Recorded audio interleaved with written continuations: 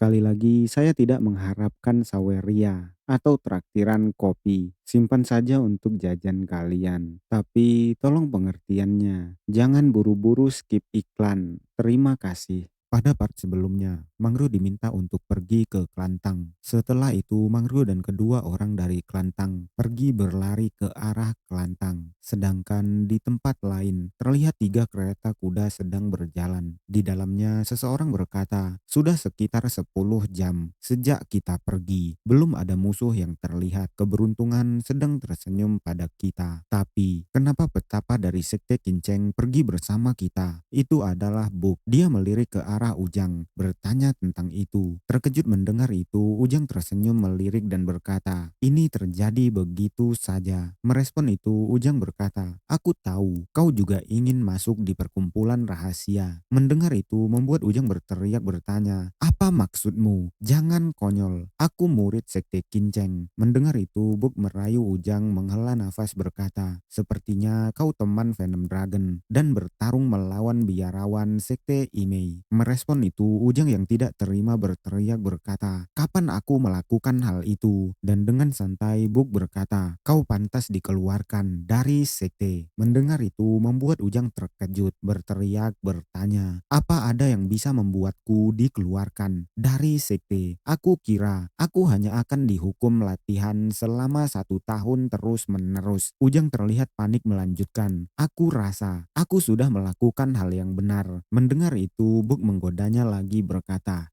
"Kau dalam masalah. Kau mungkin dapat masalah besar saat kembali nanti." Mendengar itu membuat Ujang menjadi histeris dan Buk melanjutkan, "Bukan hanya pembuluh darah di anggota tubuhmu yang akan dihancurkan, mungkin dantianmu juga." Mendengar itu dengan suara gemetar, Ujang berkata, "Tuan, bisakah Anda bicara pada guruku dan bilang padanya kalau aku tidak melakukan hal yang salah?" Merespon itu Buk berkata, "Kau petapa yang kejam. Beraninya kau mendorongku ke situasi sepenting itu. Leherku mungkin akan terbang seketika saat aku memasuki gunung sekitar Sekte Kinceng." Lalu Buk bertanya, "Bagaimana kalau kau masuk perkumpulan rahasia?" Mendengar itu Ujang sontak berteriak berkata, "Tidak, tidak bisa. Meskipun perkumpulan rahasia benar-benar berbeda dari yang kupikirkan." Sedangkan mendengar itu, Yohua hanya terdiam terlihat menahan rasa sakit dan Jagang Jin hanya duduk santai memandangi ke arah Yohua. Melihat itu Yohua berkata, "Pejuang, sepertinya kamu punya pertanyaan untukku. Apa yang bisa dilakukan oleh seni bela diriku?" Merespon itu Jagang Jin mengiyakan. Lalu Yohua berkata, "Baiklah, lebih baik kalau aku memberitahumu tentang ini karena kita tidak tahu kapan pertempuran selanjutnya.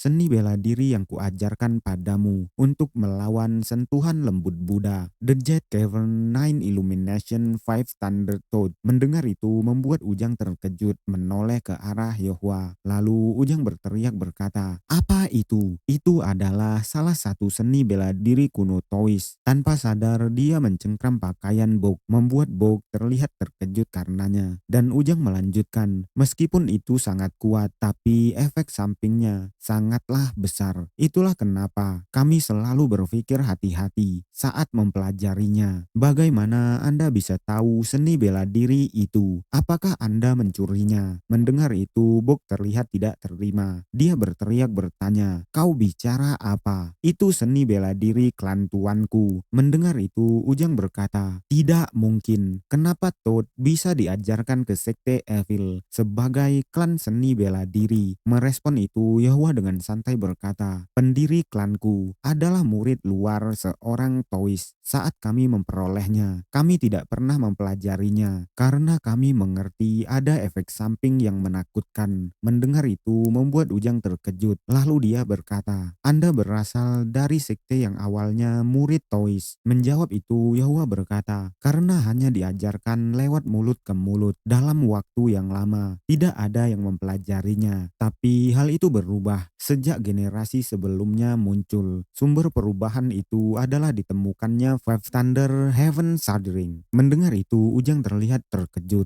lalu berkata, itu adalah yang termasuk seni bela diri iblis tidak biasa. Merespon itu, Yahwa berkata, aku tidak menyangkalnya. Five Thunder Heaven Shuddering adalah seni bela diri iblis Tibet yang kejam dan brutal. Tapi saat kita menggabungkan Toad dan Five Thunder Heaven Shuddering akan jadi lebih kuat dari seni bela diri yang asli dan membuat banyak perubahan. Pada Five Thunder Toad jadilah Jet Cavern Nine Illumination. Five Thunder Toad yang aku ajarkan padanya adalah bagian dari seni bela diri yang baru. Mendengar itu membuat Ujang terlihat pusing berkata, seni bela diri iblis digabung dengan seni bela diri Taois. Aku benar-benar tidak tahu lagi apa yang baru ku dengar. Melihat itu, Yahwa menghela nafas dan bertanya, apakah sangat sulit bagimu untuk menerimanya? Merespon itu, Ujang berkata, sulit sekali. Lalu Yahwa melanjutkan, orang yang membuat Jet Cavern Nine Illumination Five Thunder Toad menyingkirkan kelemahan terbesar. Efek sampingnya adalah Taois Agung Muam, pemimpin sekte Kinceng. Mendengar itu membuat Ujang semakin terkejut.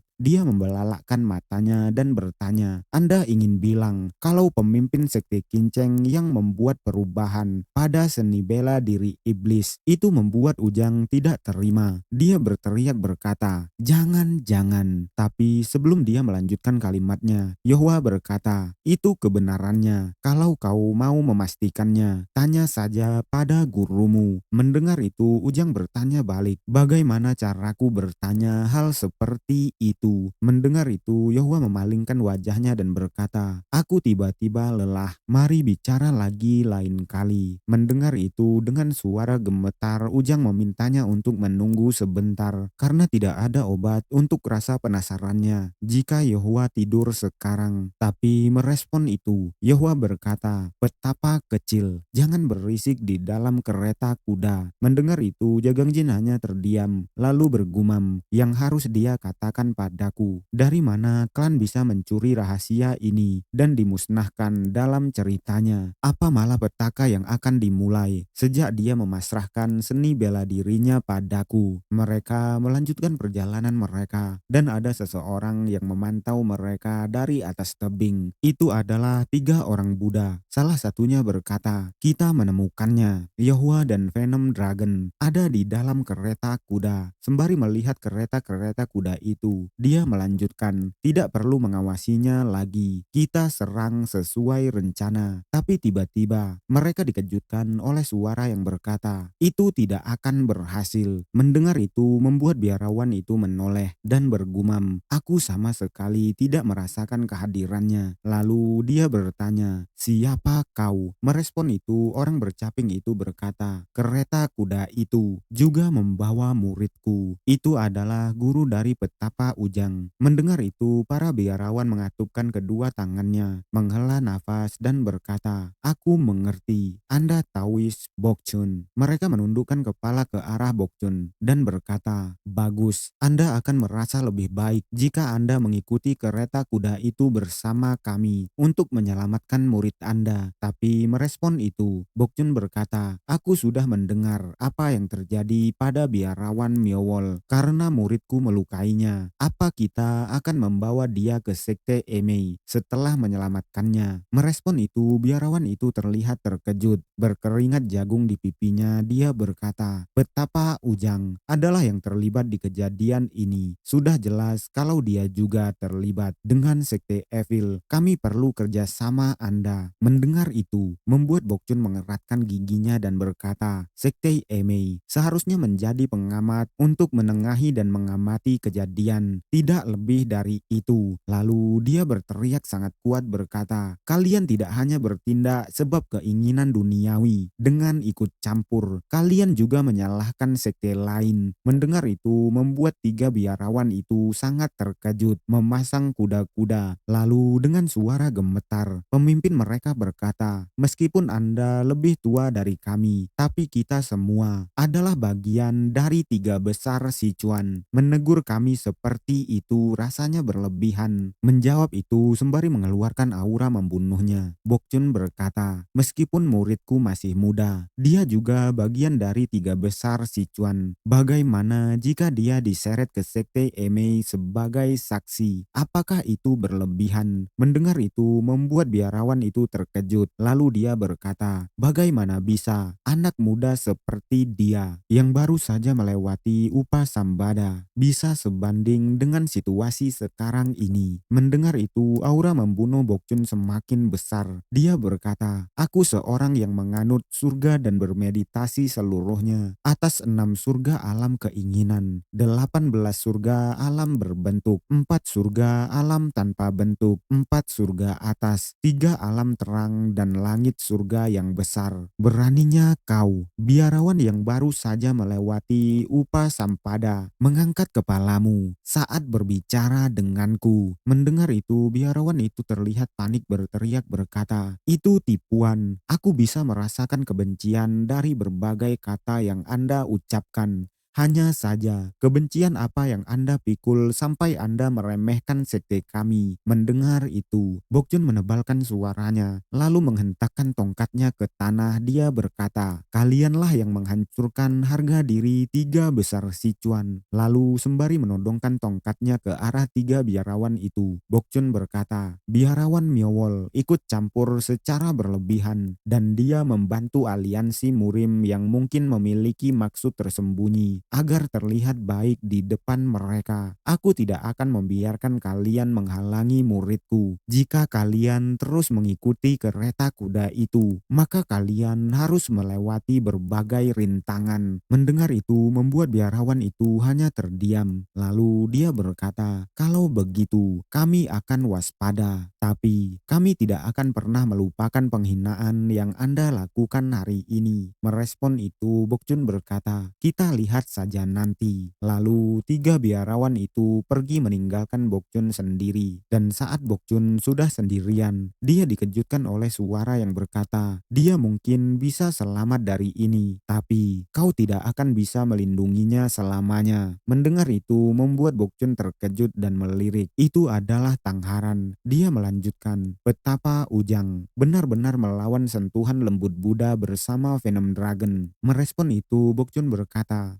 ini terakhir kalinya aku membantu murid bodohku, tapi aku kira sekte Emei di sini. Aku tidak menyangka Klantang akan tertarik padanya juga. Tapi merespon itu, Tangharan berkata, kami tidak. Dan mendengar itu membuat Bokchun bertanya, kenapa kalian kemari? Merespon itu, Tangharan berkata, kami kemari karena tertarik akan hal lain. Mendengar itu, Bokchun bertanya, apa maksudnya? Dan sembari melihat kereta kuda yang semakin menjauh, Tangharan bergumam berkata, orang itu, seperti biasanya, dia bertarung melawan orang-orang yang lebih kuat darinya. Sekte Racun Yunan, Valiant Phoenix, Klan Jegal, Silent Dragon, dan sekarang sentuhan lembut Buddha. Terlalu ceroboh dan dia bisa mati melawan mereka. Begitu kata orang-orang. Tapi dia tetap terus maju dan pantang mundur. Dia mempertaruhkan nyawanya untuk bertarung sampai mati, untuk melawan semua lawannya dan menang pada akhirnya. Darah yang mengalir dalam dirinya dan seni bela diri yang dia gunakan tidak ada bagusnya. Alasan kenapa dia ada di sini sekarang adalah karena kekuatan mentalnya sendiri. Semua itu yang membuat Tangharan penasaran terhadap Jagangjin. Lalu karena Tangharan hanya diam, Bokchun berkata, aku tidak mengerti apa yang kau bicarakan, tapi orang itu kelihatan sangat luar biasa. Mendengar itu, Tangharan melirik ke arah Bokchun, dan Bokchun melanjutkan, melihat Putri Klantang, rindu seseorang. Mendengar itu, Tangharan bertanya, apa maksudnya rindu? Anda bercanda terlalu jauh. Bagaimana bisa ada orang yang merindukan monyet dengan segala triknya? Mendengar itu, Bokchun hanya tertawa sembari meninggalkan Tangharan. Dia berkata, monyet itu benar, tapi peduli. Aku hanya bicara terus terang padamu. Jadi jangan marah." Melihat Bokchun yang meninggalkannya, Tang Haran hanya terdiam. Lalu kita dipindahkan ke kediaman keluarga Kelantang di pelataran pengadilan Kelantang. Bangunan yang sangat megah berdiri dan Mang Ryo sampai di sana. Melihat bangunan itu, Mang Ryo berkata, "Jadi pada akhirnya aku ke sini lagi." Lalu dia bergumam, "Kelantang Sichuan memegang seluruh kendali penting Murim di balik layar, dan di dalam klan itu hanya beberapa orang yang bisa menginjakkan kaki di pelataran, tempat yang biasa-biasa saja, tidak ada hubungannya bagi keseluruhan hidup mereka. Tapi aku diundang ke tempat itu, dan tiba-tiba seorang datang membuka pintu dan menyapa Mang Ryo berkata, 'Anda boleh masuk.' Mendengar itu, Mang Ryo tersenyum lalu masuk. Dan saat Mang Ryo sudah masuk ke dalam, pintu langsung ditutup. Setelah tiba di dalam, Mang Ryo terlihat sangat terkejut oleh apa yang dilihatnya. Dia bergumam berkata, "Tempat ini banyak sekali orang di depan Mang Ryo. Burung-burung pengantar surat beterbangan, dan masing-masing orang memegang gulungan-gulungan surat kabar." Melihat itu membuat Mang Ryo hanya terdiam terbelalak, dan seseorang sedang membakar sesuatu di nyala api. Mang Ryo melanjutkan, "Sudah kuduga, tempat yang menarik tali dunia." Lalu dia tertawa, dan dia dibuat terkejut oleh suara yang bertanya, "Apa yang kau lakukan? Cepat kemari." Mendengar itu membuat Mang Ryo sangat terkejut. Lalu dia mendatangi sumber suara. Itu adalah Hades, Tang Chung. Melihat Hades, Mang Ryo bergumam, "Pilar Kelantang, sang singa dari Sichuan, pengatur, penguasa mutlak." Meskipun punya banyak nama, yang paling terkenal adalah Hades, Tang Chung. Nama itu diberikan padanya karena dia bisa memutuskan hidup dan mati. Meski itu adalah hal yang seharusnya hanya bisa diputuskan oleh surga. Halayak umum tahu kalau dia sudah mengundurkan diri sebagai kepala keluarga Tang selama 10 tahun. Di belakang kepala keluarga Tang saat ini, dia masih ikut dalam pengambilan keputusan dalam keluarga Tang. Melihat Hades, Mang Ryo berkata, "Ini pertemuan pertama kita. Namaku Mang Ryo." Setelah Mang Ryo mengatakan hal itu, orang yang berada di samping Hades membisikkannya sesuatu berkata, "Percobaan di Pyongnam gagal. 35 orang mati tanpa detoksifikasi dan 80 lainnya masih keracunan." Merespon orang itu, Hades berkata, "Singkirkan mereka semua." Mendengar itu, orang yang berkata kepada Hades berkata, "Baiklah Tuan." Lalu dia bertanya, "Apa yang harus kami lakukan di Songju?" Mendengar itu, Hades berkata,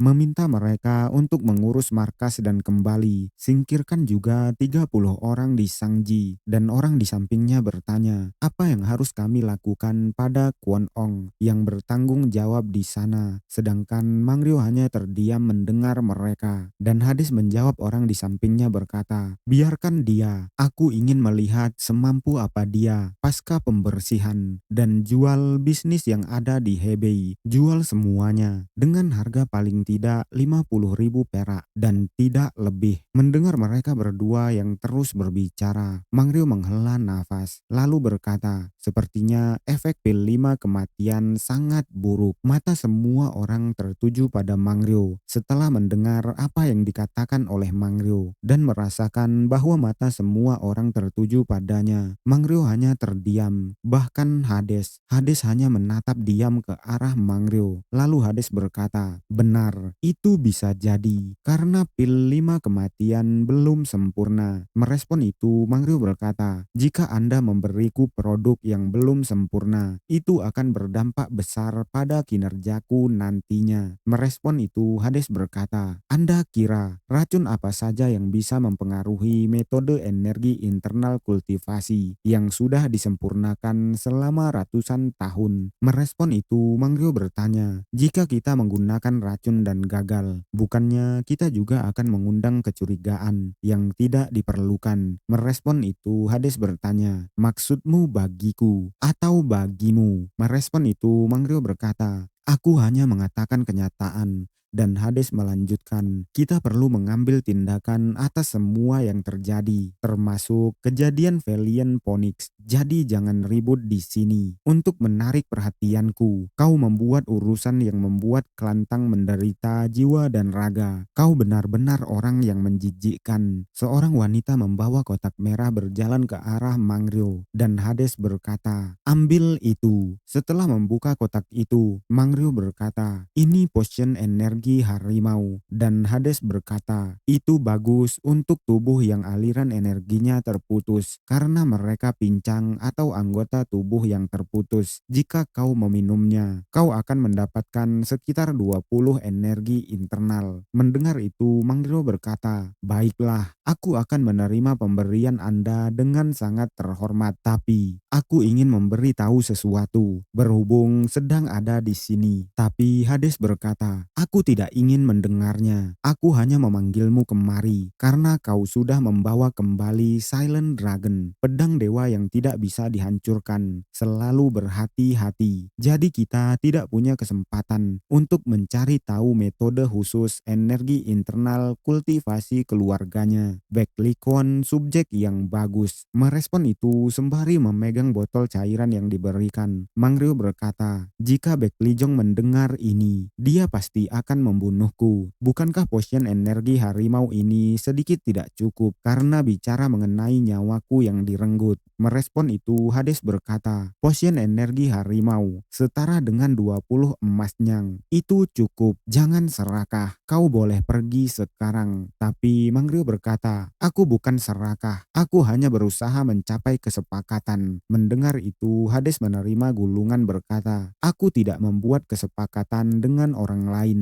Aku hanya membuat keputusan. Aku juga memutuskan kesepakatan terdiri dari harga yang terlibat di dalamnya. Hanya itu saja. Mendengar itu, Mangrio berkata, aku heran. Apa aku harus menjadi biro jodoh dan membantu perjodohan pernikahan antara? Mendengar itu, membuat Hades terdiam terkejut. Lalu sembari tersenyum mengerikan, Mangrio melanjutkan, Venom Dragon dan Nona Tangharan. Lalu Mangrio bertanya, bagaimana menurut Anda? Mendengar itu membuat Hades membelalakkan matanya sekali lagi. Lalu dia tertawa semakin keras dan keras. Lalu berteriak berkata, luar biasa, ini di luar harapanku. Kau orang pertama dalam 10 tahun yang sudah menawarkan kesempatan menarik minatku. Dia terus tertawa. Mendengar itu Mangrio hanya terdiam kebingungan. Lalu Hades memukul meja dengan kuat dan berkata, Venom Dragon sedang dikejar oleh aliansi Murim dan sekarang mengembara bersama Sadong Yohwa. Tidak mungkin Kelantang akan membiarkan anggota Sekte Evil masuk ke dalam sekte kami. Apa solusimu untuk itu? Mendengar itu Mangrio berkata, kita bisa bilang kalau Venom Dragon berhasil dari Sekte 100 Bunga Kesedihan, salah satu sekte obat di Yunan. Dia semula dari sekte ortodok. Jadi mereka dibuat untuk dikenal dunia. Bukan tidak mungkin kalau Kelantang akan menerimanya sebagai menantu. Mendengar itu semakin excited. Hades berkata, jika dia berasal dari sekte 100 Bunga Kesedihan, maka dia seharusnya ada hubungannya denganmu. Dari sekte racun, tempat biasa kau bekerja, dan kejadian saat Backlijong ikut campur sebagai penengah. Aku kira takdir Venom Dragon sedikit gila. Bagaimana menurutmu? Mendengar itu, Mangrio memejamkan matanya dan berkata, benar, meski aku punya sesuatu yang harus diselesaikan dengan Venom Dragon, kepala Backlijong adalah salah satu yang Venom Dragon inginkan. Mendengar itu, membuat Hades membelalakkan matanya berkata, menjadi musuh Backlijong, seorang pemimpin aliansi, dan Sage Haiwol di sisinya, sama dengan musuh aliansi Murim. Kelantang yang merupakan bagian dari aliansi Murim harus menjaga menjaga hubungan baik dengan aliansi Murim. Apa begini solusimu? Menjawab itu, Mangryo berkata, kita harus melemahkan hubungan antara Sage Haiwol dan Baeklijong. Aku akan menyarankan Baeklijong sebagai pemimpin aliansi Murim. Mendengar itu, Hades bertanya, jadi kami tidak perlu memutuskan hubungan dengan aliansi Murim. Menjawab itu, Mangryo berkata, tidak, kenyataannya ini adalah saat yang tepat untuk memutuskan hubungan dengan aliansi Murim. Mendengar itu, Hades mencengkram kertas yang ada di mejanya dan tertawa. Lalu dia tersenyum berkata, aku sangat menyukai apa yang sedang ku dengar. Meski aku tahu separuhnya benar, aku sangat menyukainya. Merespon itu, Mangryo berkata, kenapa sekte racun menyerang sekte obat dan siapa dalang di baliknya? Sekte racun hanyalah salah satu dari tingkat rendah dan tidak punya pilihan kecuali mengikuti sekte lembah beracun. Itu yang aku sadari sewaktu aku kemari tanpa izinmu. Bukan hanya sekte racun, tapi seluruh dataran tengah tidak akan bisa melakukan seperti ini. Dan aku juga menyadari kalau sekte racun bisa menyerang sekte obat itu. Tapi sebelum dia melanjutkan kalimatnya, Hades memintanya berhenti dan berkata, jangan membuang-buang waktu tentang hal yang aku sudah tahu. Sudah cukup tahun lalu, karena banyak masalah di negara kami, pengendalian banjir jadi sangat kacau. Dan karena salju turun 2 kali lebih banyak dibandingkan tahun lalu,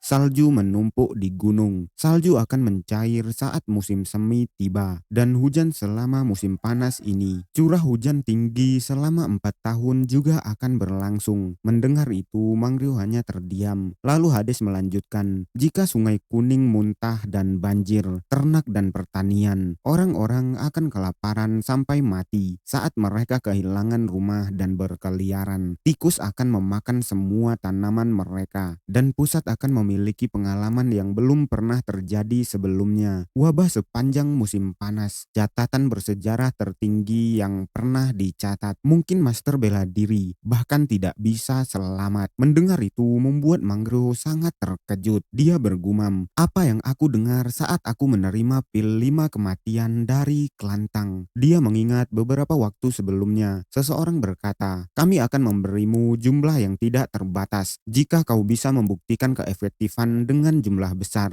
Kami berjanji akan memberimu lebih banyak dukungan. Mengingat itu, dia melanjutkan gumamannya. Rencana mereka bukan hanya meningkatkan pil 5 kematian dan membuatnya menjadi senjata. Ini bukan lagi pemberontakan yang sederhana atau perang internal. Sesuatu yang lebih besar dari yang aku kira. Keinginan untuk mendapat kedaulatan atas dunia. Itu harapan yang ingin Hades raih. Lalu tiba-tiba Hades melemparkan sesuatu ke bawah kaki Mangryo, lalu meminta Mangryo untuk mengambil itu. Benda itu membuktikan kalau kau masih mendapat dukungan penuh dari Kelantang. Manfaatkan informasi yang baru saja aku katakan. Tidak peduli kalau kau sampai melewati batas etika. Merespon itu sembari mengambil sesuatu yang dilemparkan oleh Hades. Mangryo berkata, melewati batas etika. Maksudmu, apa aku bisa melanjutkan apa yang aku katakan pada Anda? Mendengar itu, Hades berkata, aku akan jujur padamu. Aku menyukaimu lebih dari Venom Dragon. Itulah sebabnya aku menggunakan kesepakatanmu untuk membawa Venom Dragon padaku guna mengizinkannya. Kau bisa memilih untuk membuatnya menikahi Haran atau tidak setelah kau membawanya kemari. Aku tidak peduli. Kau tidak perlu izinku untuk ini. Aku akan bertanggung jawab apapun yang terjadi. Mendengar itu, Mangryo memutar tubuhnya dalam diam, lalu melihat sesuatu yang dilemparkan oleh Hades. Dia berdeham, lalu memutar tubuhnya kembali dan berjalan mendekati Hades, lalu membanting benda itu di meja Hades. Melihat itu membuat Hades hanya terdiam, lalu bertanya, apa kau pikir? Apa yang kau lakukan? Merespon itu, Mangryo berkata, Hades Tangcung, berpikir kalau kau akan melakukan apapun yang aku katakan. Kau orang yang lebih membosankan dari dugaanku. Mendengar itu, Hades yang terkejut hanya bisa terdiam.